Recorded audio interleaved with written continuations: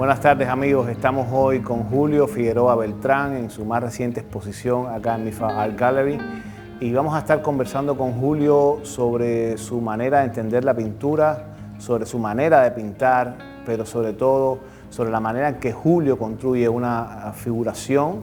Julio y yo nos conocemos hace ya muchos años. Julio fue, vamos a decirlo así, alumno mío cuando yo intentaba dar algunas clases de filosofía en la Escuela Superior de Arte de Cuba. Y el reencuentro con Julio ha sido sobre todo el reencuentro con su pintura, con su manera de pintar y con su manera de entender la pintura, que pueden ser cosas similares, pero que tienen cada una campos de indagación muy particulares.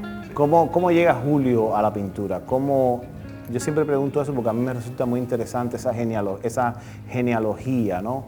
Ese momento en el que el niño decide no ser ingeniero o médico, sino artista. ¿Cómo llega? Porque es una decisión difícil, ¿no? ¿Cómo llega Julio a la pintura? ¿Cómo llega Julio al arte, sobre todo? Yo desde niño siempre tuve una inclinación y estuve muy cercano a lo que es el arte, ¿no? Mi padre es un ilustrador científico, hace ilustraciones botánicas para publicaciones específicas, ¿no? de botánica. Y desde pequeño yo siempre lo vi trabajar, lo vi hacer sus dibujos, las disertaciones de plantas, de especies, de flores, frutas. Y yo pienso que eso siempre fue una influencia grande para desde pequeño inclinarme por lo que es las artes visuales, ¿no? Hoy en día mi padre sigue siendo mi mejor crítico. También mi abuelo materno en Cuba tenía un taller automotriz donde reparaba todos los autos antiguos que transitan en Cuba todavía, autos americanos. Y ese fue mi primer contacto con el color como materia. O sea, las latas de pintura, la pintura chorreada, los esmaltes, el piso, todo eso, yo creo que fue un contacto muy importante con lo que es el pigmento como tal y cierta atracción que los pintores tenemos con eso. Es como un fetichismo con los colores y tocar la pintura, ponerla en una superficie. Por otro lado, mi madre me decía, no te dediques a eso, dedícate a otra cosa. Pero uno hace lo que le gusta o trata de hacerlo, ¿no? ¿Cómo te explicas ese proceso de llegar a los Estados Unidos un artista cubano con una formación tan sólida como la que tú tenías ya? ¿Cómo te explicas esa transición y poder seguir haciendo pintura? Que es en un nuevo contexto, con una nueva lengua y con realidades económicas que son imperantes, ¿no? Bueno, el hecho de venir a un país nuevo, nosotros somos emigrados todos de cierta manera, cambia todos los aspectos de tu vida. Como tú bien dices, desde el idioma hasta adaptarse a toda una sociedad diferente.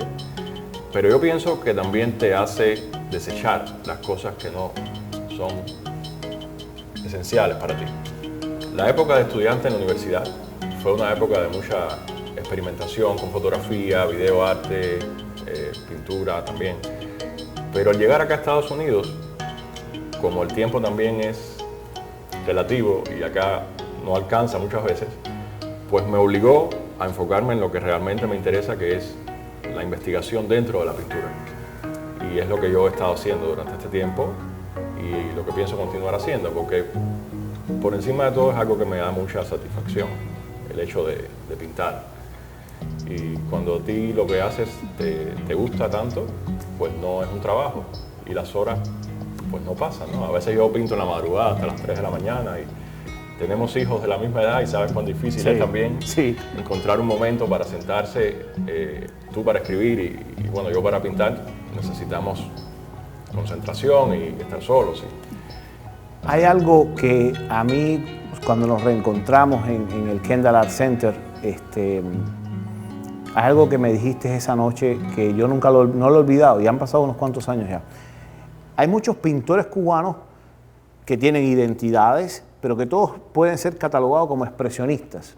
Sin embargo, Julio me decía que él pintaba lo que le daba la gana, o sea, que tenía un margen de libertad absoluto para pintar y que ese margen era lo que le permitía a él crear.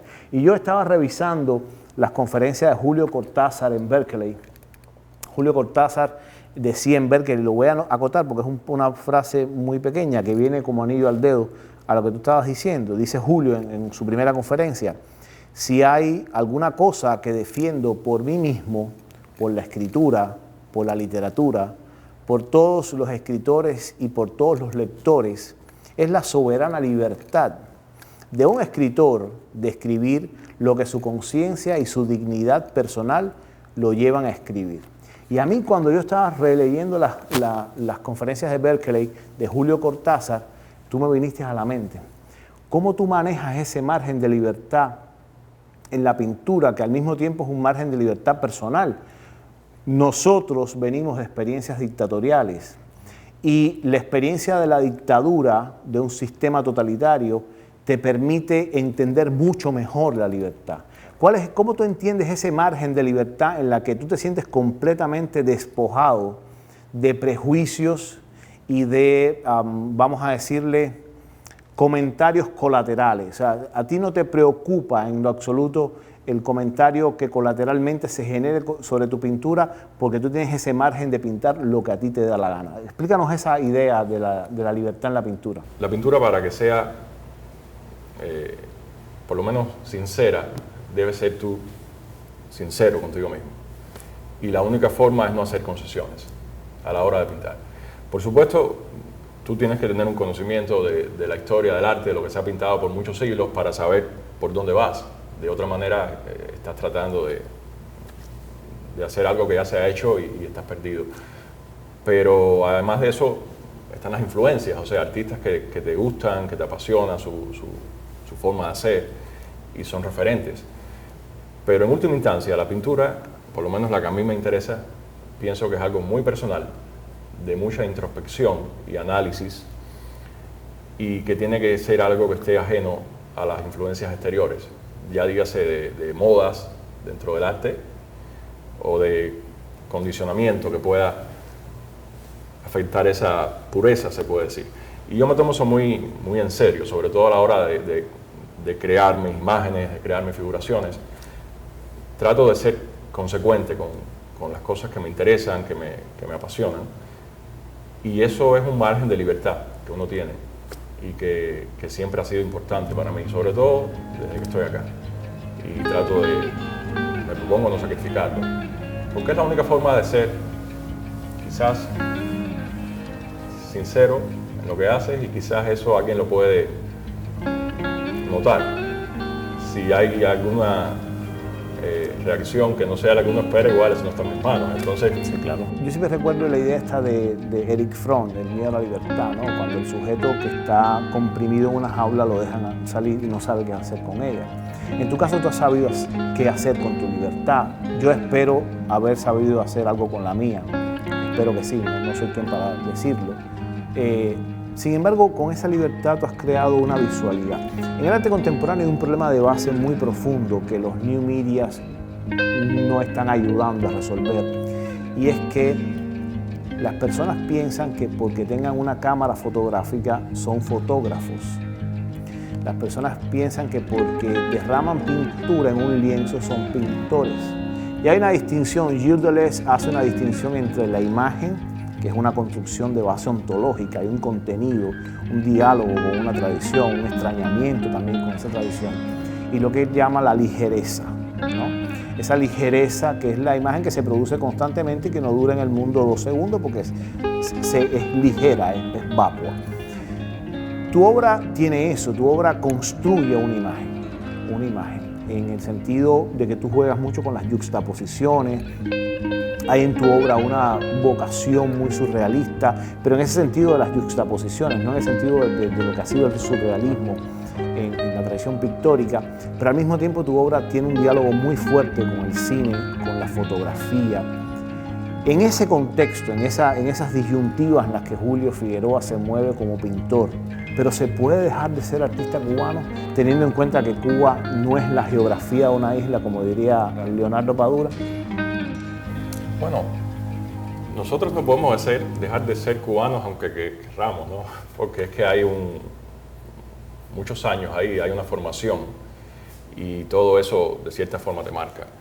La producción que yo he venido haciendo acá por los últimos 10 o 12 años tiene muchas influencias de mi vida en los Estados Unidos, del acceso a la información, de la posibilidad de visitar museos en todo el mundo. Las imágenes que yo uso no tienen, yo pienso, mucho que ver con la imaginería cubana, porque no es un tema que me interesa abordar en mi pintura. Yo creo que sigo siendo un artista cubano o cubano-americano, pero más que todo por esta condición geográfica, ¿no?, que tenemos de haber nacido en Cuba. Mi pintura yo pienso que le debe mucho más al arte americano, a las influencias del arte europeo. No vas a encontrar palmas en mis cuadros, quizás icebergs a la usanza de Hudson School, River School. Y no sé. Primero, no me estás dando la razón y eso es muy bueno. Y segundo, has colocado un elemento importante, o sea, en qué medida la pintura cubana tiene mucha más una vocación continental en su imaginación, en su visualidad, que una vocación más, llamémosle bucólica, tradicionalista. Y eso es interesante porque ciertamente hay una producción pictórica de artistas cubanos radicados casi todos fuera de Cuba, que no se parece a la pintura cubana. Claro. O sea, el elemento de tú no poder desprenderte de tu condición de cubano de nacimiento, pero tu vocación universal, ¿no? Eso da un margen al entendimiento de se puede dejar de ser el artista cubano. Sí, se puede dejar de ser un artista cubano que obedezca irrestrictamente a una tradición hasta cierto punto teleológica. Yo pienso que mi trabajo sí tiene mucha influencia de arte, del arte del siglo XX de otros lugares, no de Cuba. Hay que decir que en el próximo número de la revista C de Cuba, el número 30, Julio va a aparecer en la revista con un texto mío, que es un poco un análisis de todo su trabajo en los últimos años. Hay algo que en tu pintura a mí me resulta muy interesante y es el carácter hedónico de tu pintura. Hay mucho hedonismo en tu pintura, hay mucho placer en tu pintura. O sea, que eso dista mucho, y no es que le quite valor, todo lo contrario, pero dista mucho de esa vocación expresionista en la pintura, ¿no? Que hay un poco más de agonía, ¿no? Hay un poco más de, llamémosle, de sufrimiento. Tu pintura es una pintura fresca, pero no en el sentido de lo ligero en la pintura, sino en el sentido de la búsqueda de un placer, cuando tú construyes realidades que son completamente esquivas, si se puede decir, y las haces dialogar para encontrar ese punto de confluencia que es el placer, lo hedónico en tu pintura. La búsqueda de la belleza yo creo que es algo que es inherente a nosotros, ¿no? Y a los seres humanos les encantan las cosas bellas, desde la música, otros seres humanos.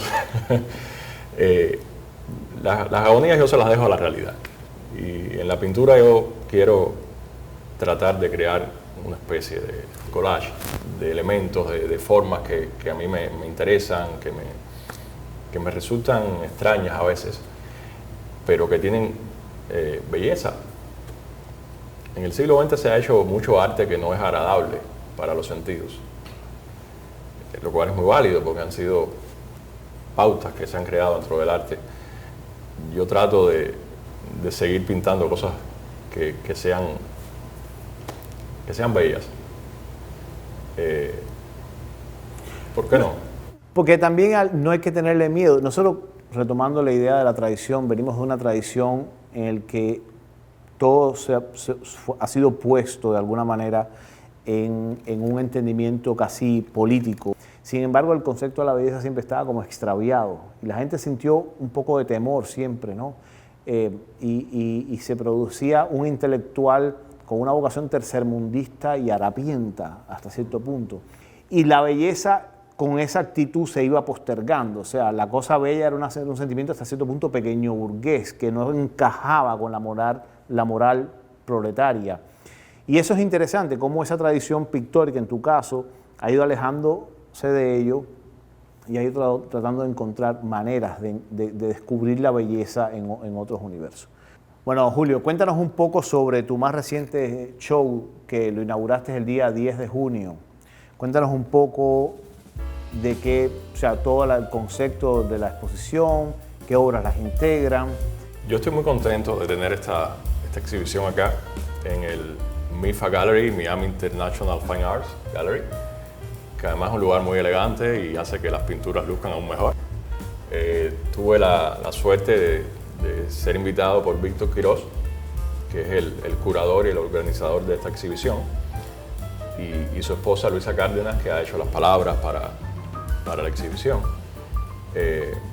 Y además titulado la exhibición, que se llama Tales from the Inner World to the Outer Space, que eso en español no sé cómo se traduce, pero suena mejor en inglés. Tampoco hace falta, en inglés suena muy bien. La serie de obras que están acá son obras de distintas épocas, algunas recientes, otras algunos años, y Víctor Quirós hizo una selección muy, yo diría muy feliz de estas piezas a la hora de ponerlas acá en la galería. O sea, su curaduría ha sido para mí algo fantástico. La manera en que él ha logrado crear un diálogo entre obras, que a veces son de diferentes años, es algo muy orgánico y que fluye muy bien. Entonces uno entra acá a este espacio y puede hacer un recorrido, y es como una especie de historia, ¿no? de todo lo que he estado yo pintando durante los pasados años, ¿no? Estoy muy contento de tener este show acá. Sí, el lugar es fantástico. Yo se lo decía a Julio cuando el día de la inauguración, que cuando entré al lugar, por alguna razón me teletransporté a Europa cuando yo estaba en Alemania, y un poco me recordó Elisa, ¿no? Porque toda la fachada de la galería es de ladrillo. Así que nada, queremos darte las gracias a ti, a MIFA Art Gallery por la invitación a conversar contigo en este diálogo que hemos tenido hoy tan provechoso con Julio, y agradecerle a Julio el habernos reencontrado una vez más en estos espacios donde sencillamente los que saben aprovechar la libertad logran cosas como las que tú has logrado. Muchas gracias. Gracias, Julio. Gracias por tu tiempo y por tu trabajo. Gracias a ti.